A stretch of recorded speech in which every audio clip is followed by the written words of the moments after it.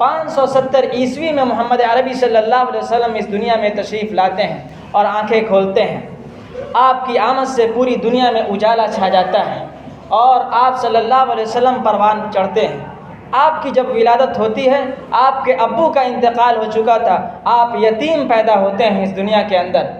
جب 5-6 سال کی عمر کو ہوئے تو آپ صلی اللہ علیہ وسلم اور آپ کی والدہ اور آپ کی والدہ کے ساتھ ایک باندھی رہتی تھی ام ایمن، یہ تینوں لوگ حضور اکرم صلی اللہ علیہ وسلم کے ننیحال کی طرف جاتے ہیں، اور آپ کا ننیحال مدینے میں تھا۔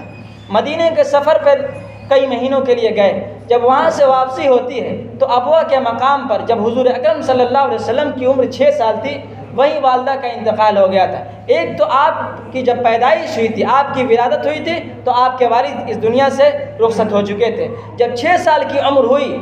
تو آپ کی والدہ بھی اس دنیا سے رخصت ہو گئی۔ وہاں سے محمد عربی صلی اللہ علیہ وسلم کو ام ایمن ساتھ لے کر مکے آتی ہیں۔ جب 8 سال آپ کی عمر ہوتی ہے، محمد عربی صلی اللہ علیہ وسلم کی عمر، تو وہ دادا جو ظاہری سہارا تھے، جو آپ کے دکھ درد میں آپ کے شریک تھے اور ہر طرح سے آپ کی دیکھ ریکھ کرتے تھے، ان دادا کا بھی 8 سال کی عمر میں، یعنی محمد صلی اللہ علیہ وسلم کی عمر جب 8 سال تھی تو وہ دادا بھی اس دنیا سے رخصت ہو گئے۔ اب آپ صلی اللہ علیہ وسلم کی پرورش کی ذمہ داری آپ کے چچا ابو طالب پر آئی، اور ابو طالب نے آپ کی پرورش کی، اور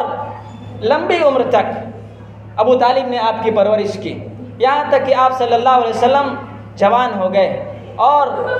جوان ہونے کے ساتھ ساتھ جب آپ کی عمر 40 سال سے کچھ کم تھی، محمد عربی صلی اللہ علیہ وسلم ایک غار میں جاتے تھے، اس کا نام غار حرا تھا، وہیں جا کر عبادت کیا کرتے تھے۔ اسی غار میں جب آپ تھے تو آپ کو نبوت ملی اور آپ کو یہ اعلان ہوا کہ آپ آج سے نبی بنا دیے گئے۔ جب آپ صلی اللہ علیہ وسلم کو نبوت ملی تو وہ لوگ جو آپ کے خاندان کی وجہ سے، جو آپ کی وجاہت کی وجہ سے، جو آپ کے مقام و مرتبے کی وجہ سے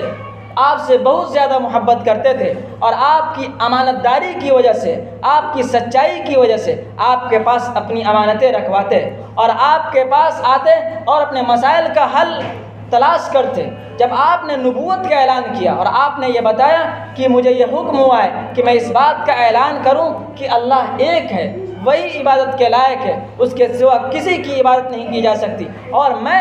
اللہ کا نبی ہوں، مجھے یہ حکم ہوا ہے کہ اس بات کا اعلان آپ پورے عرب میں کر دیجیے۔ جب یہ بات آپ صلی اللہ علیہ وسلم نے عرب کے اس ماحول میں کی تو سارے کے سارے لوگ جو آپ کی بعثت سے قبل، آپ کی نبوت سے پہلے آپ کو سچا کہتے، آپ کو امانت دار کہتے، وہ سب آپ کو جھٹلانے لگے اور آپ کی جان کے دشمن ہو گئے۔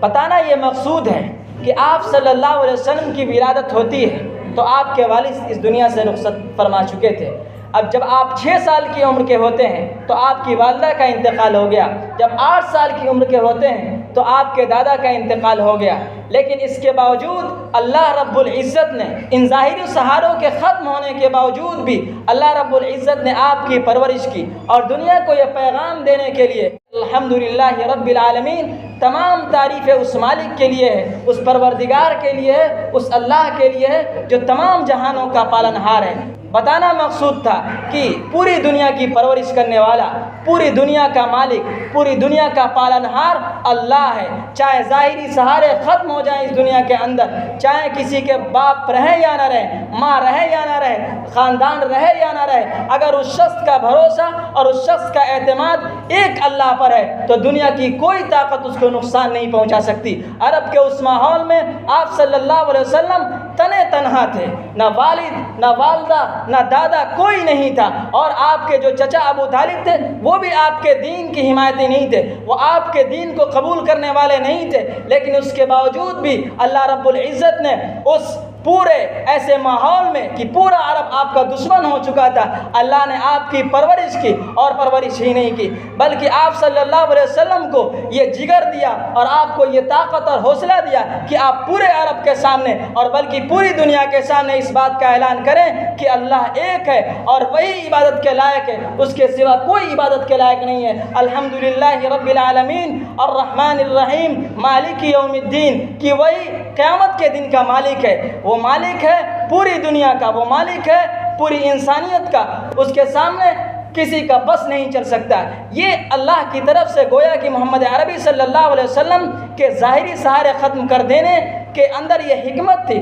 کہ آپ دنیا کو یہ بتائیں کہ اگر کسی کا اعتماد اور بھروسہ اگر اللہ پر جڑ جاتا ہے جو پوری دنیا کا مالک ہے، پوری دنیا کا پیدا کرنے والا، اسی کے ہاتھ میں پوری دنیا کا نظام ہے، تو دنیا کی کوئی طاقت اس کو بگاڑ نہیں سکتی، دنیا کی کوئی طاقت اس کا کچھ نہیں کر سکتی۔ اس لیے بات یہیں پر ختم کی جاتی ہے، انشاءاللہ اس کے آگے آئندہ ہفتے بات کی جائے گی۔ اللہ تعالیٰ سے دعا ہے کہ اللہ تعالیٰ ہم سب کو اس قابل بنائے کہ محمد عربی صلی اللہ علیہ وسلم کی ایک ایک سنت اور آپ کی ایک ایک باتوں پر ہم عمل کرنے والے بنیں اور اس کو اپنے دل سے لگانے والے بنیں۔ آمین۔ وآخر دعوانا ان الحمد للہ رب العالمین۔